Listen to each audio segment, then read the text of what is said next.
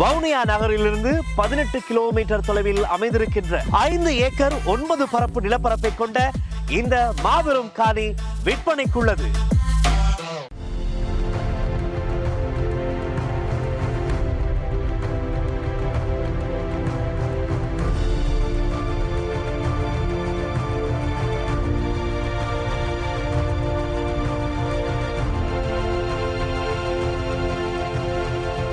வணக்கம். இது ஐபிசி தமிழின் செய்திவீச்சு. இன்றைய செய்திவீச்சிலும் இலங்கை மற்றும் உலக நிலவரங்கள் காத்திருக்கின்றன. முதலில் வழமை போல இலங்கை தீவு பக்கம் பார்வையை திருப்பலாம். பேச்சு பல்லக்கு தம்பி கால்நடை என்ற பழமொழியையும் பாகல் விதை போட சுரைக்கொடி முளைப்பதில்லை என்ற இன்னொரு பழமொழியையும் இணைத்து இலங்கை விடயங்களை நோக்கிக் கொண்டால் அதில் சில காரணகாரியங்கள் வெளிப்படக்கூடும். இலங்கையில் கடந்த சில வாரங்களுக்கு முன்னர் ஏகேடிஆர் தரப்பு முழங்கிய நாட்டில் போதைப்பொருள் மற்றும் பாதாள உலக குற்றங்களை ஒழிப்பதான வார்த்தை ஜாலங்கள் இப்போது கடுமையாக அடிவாங்கியிருப்பது தெரிகிறது. ரணில் விக்ரமசிங்கவின் முன்னே ஆட்சி காலத்தில் இலங்கையில் நாடளாவிய ரீதியில் பாதாள உலக குழுக்கள் மற்றும் போதைப்பொருள் வணிகத்தை கட்டுப்படுத்த அப்போதைய பொது பாதுகாப்பு அமைச்சர் ட்ரான் அலசால் எடுக்கப்பட்ட யுக்திய என்ற குறியீட்டு பேரிலான படைய நடவடிக்கையை ஏகேடிஆர் தரப்பு கடுமையாக விமர்சித்திருந்தது. ரணில் காலத்தின் யுக்திய நடவடிக்கையை எள்ளல் செய்து அதனை தமது ஆட்சியில் மீளெடுத்த ஏகேடிஆர் தரப்பு இப்போது அவ்வாறான ஒரு நடவடிக்கையை வேறு வழியின்றி நாடளாவிய ரீதியில் முடுக்கிவிட வேண்டிய கட்டாயத்தை எடுக்கும் வகையில் நாட்டின் துப்பாக்கிச்சூட்டு சம்பவங்கள் வந்துள்ளன. 2025ஆம் ஆண்டு பிறந்து 2 மாத காலம் கூட முடியாத நிலையில் இலங்கையில் குறைந்தது 11 உயிர்களை துப்பாக்கிச்சூட்டு சம்பவங்கள் காவு கொண்டுள்ளன. மொத்தமாக இதுவரை 14 துப்பாக்கிச்சூட்டு சம்பவங்கள் 2025 பிறந்த பின்னர் இடம்பெற்றுள்ளன. இதில் 6 வயது மற்றும் 9 வயதான சிறார்களும் பலியாகியுள்ளார்கள். இந்த துப்பாக்கி தாக்குதல்கள் யாவுமே மாபியா வலையமைப்பு குற்றக்குழு தாக்குதல்களின் கைவரிசை என்பது வெளிப்படையானது. கடந்த செவ்வாய்க்கிழமை தெற்கின் மித்தேனியா கடவத்தை சந்திக்கு அருகில் ஒரே குடும்பத்தைச் சேர்ந்த 3 பேர் சுட்டுக் கொல்லப்பட்டு சில மணி நேரத்தில் நிலைமை இன்னும் ஒருபடி மேலே போய் ஸ்ரீலங்காவின் உச்ச நீதிமன்றம் உட்பட்ட நீதிமன்றங்கள் உள்ள வளாகத்தின் 5ஆம் இலக்க நீதவான் நீதிமன்றத்துக்கு நேற்று இவ்வாறு இன்னொரு அதிர்ச்சிகரமான துப்பாக்கிச்சூட்டு சம்பவத்தை நடக்க வைக்கும் அளவுக்கு நாட்டின் நிலைமை கீழிறங்கியது. இந்த சம்பவத்தில் கொல்லப்பட்ட பாதாள உலக கிங் பின்னான கணேமுல்ல சஞ்சீவ ஆகிய சஞ்சீவகுமார சமரரத்னவின் உடலை இதுவரை யாரும் பொறுப்பேற்க முன்வரவில்லை. இந்த உடலை பொறுப்பேற்றால் ஒருவேளை எதிராளிகள் தமது குடும்பங்களையும் குறிவைக்க கூடும் என்ற அச்சத்தில் அவரது உறவினர்கள் இதுவரை அவரது உடலை பொறுப்பேற்க முன்வராததால் இந்த கிங்பின்னின் உடல் தற்போது கொழும்பு காவல்துறையின் சவக்கிடங்கில் உள்ளது.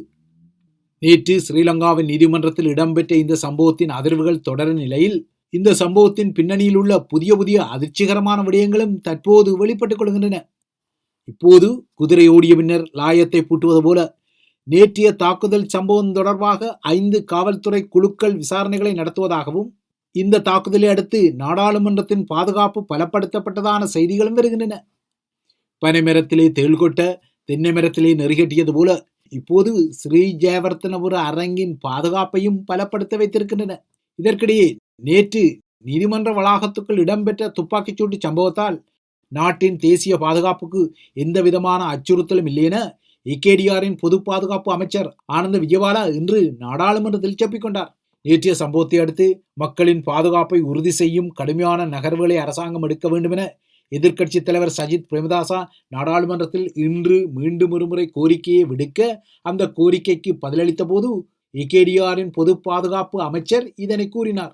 அத்துடன் நேற்று கைது செய்யப்பட்ட தாக்குதல் சந்தேக நபர் கடந்த 2 வார காலமாக நாட்டில் இடம்பெற்ற பல துப்பாக்கி தாக்குதல் கொலைகளிலும் ஈடுபட்டதாக தற்போதைய புலனாய்வுகள் வெளிப்படுத்துவதாக கூச்ச நாச்சமின்றியும் சொல்லிக் கொண்டார்.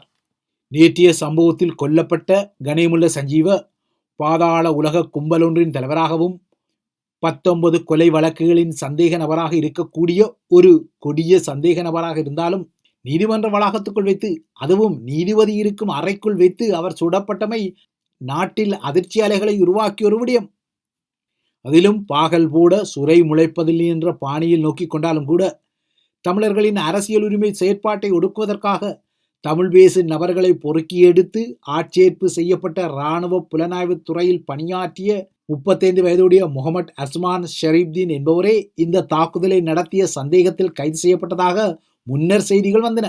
ஆனால் முன்னர் வெளிவந்த இவ்வாறான செய்திகளை இப்போது ஸ்ரீலங்காவின் பாதுகாப்பு வட்டாரங்கள் நிராகரிக்கின்றன. இவர் முன்னாள் இராணுவ கமாண்டோவோ அல்லது படைய புலனாய்வு அதிகாரியோ அல்ல எனவும், இவர் படைத்துறையில் அடிப்படை பயிற்சியை முடித்துவிட்டு இராணுவத்திலிருந்து தப்பியோடிய ஒரு நபர் எனவும், அவ்வாறாக தப்பியோடிய இவர் பின்னர் பொது மன்னிப்பு காலத்தின் கீழ் சட்டபூர்வமாக இராணுவத்திலிருந்து விலகியவர் எனவும், அவ்வாறாக அவர் இராணுவத்திலிருந்து விலகிய பின்னர் பல்வேறு குற்றச்செயல்களில் ஈடுபட்டு வந்ததாகவும் இராணுவ வட்டாரங்கள் புதுக்கதை கூறுகின்றன.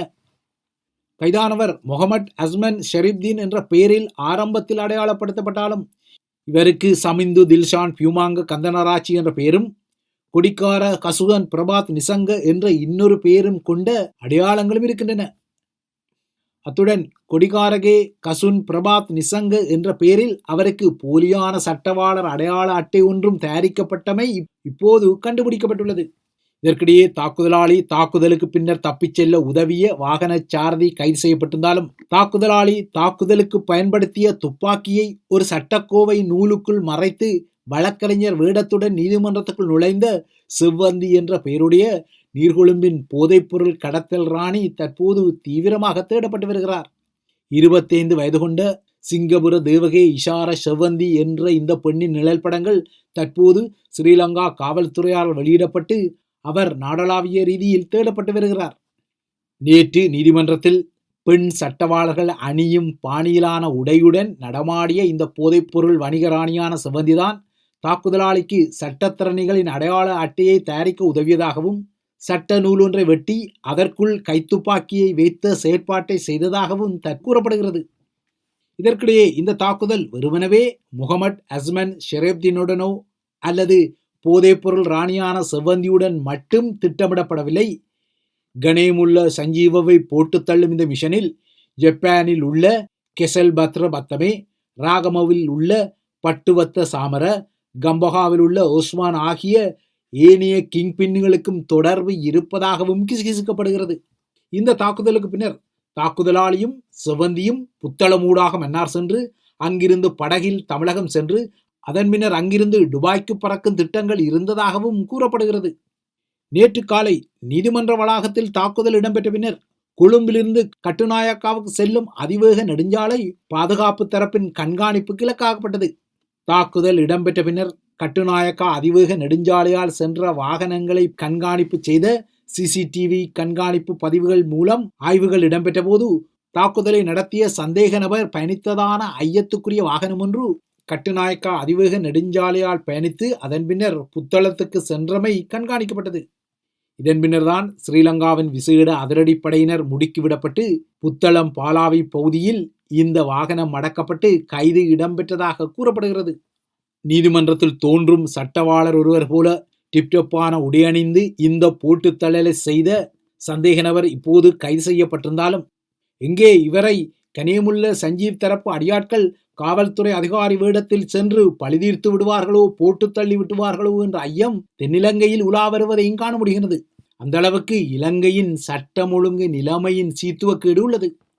கடந்த கால அரசாங்கங்களின் நகர்வுகளை கடுமையாக விமர்சித்து தாம் புதிய சிஸ்டம் சேஞ்ச் ஆட்சியொன்றை கொண்டு வருவோம் என உறுதியளித்த ஏகேடிஆர் தரப்பை பொறுத்தவரை அவர்கள் யதார்த்தமாக பழைய சிஸ்டத்தின் அடிப்படையில் பாதாள உலக கும்பல்கள் மாறி மாறி தமக்கிடையில் ஆட்களை போட்டு தள்ளும் காட்சிகளைத்தான் கண்டுகொள்ள முடிகிறது. இலங்கை தீவை பொறுத்தவரை அதன் மிகப்பெரிய சாபக்கேடுகளில் ஒன்றாக இவ்வாறான குரூரமான கொடிய தாக்குதல்களில் கைது செய்யப்படும் சந்தேக நபர்கள் சில மாதங்களில் வெளியே வந்துவிடும் நகர்வுகள் உள்ளன.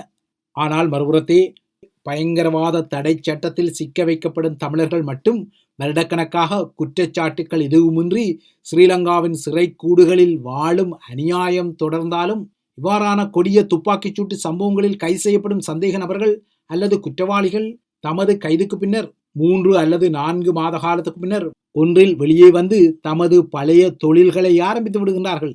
இல்லையென்றால் ஸ்ரீலங்காவின் சிறை கூண்டுகளில் இருந்தபடியே வெளியில் உள்ள தமது மாபியா வலையமைப்பை இயக்கும் அளவுக்கு சிறைகளுக்கு உள்ளேயே வரப்பிரசாதங்களை பெற்று உள்ளேயே ஒரு டானாக வாழ்ந்து வருகிறார்கள். ஸ்ரீலங்காவின் பாதுகாப்பு கட்டமைப்பு பொறுத்தவரை போதைப்பொருள் வணிகத்தை ஒழிக்கும் கட்டமைப்பு ஒன்று அதில் இல்லை. மாறாக இந்த விடயத்தை இதுவரை ஸ்ரீலங்காவின் விசேட அதிரடிப்படையும் காவல்துறையும் தான் கையாண்டு வருகின்றன. இதனால்தான் இலங்கை தீவிலிருந்து போதைப்பொருள் சாம்ராஜ்யத்தை ஒழித்துக் கொள்ளும் நடவடிக்கைகளின் பெறுபேறுகள் மிக மிக பலவீனமாகவே உள்ளன.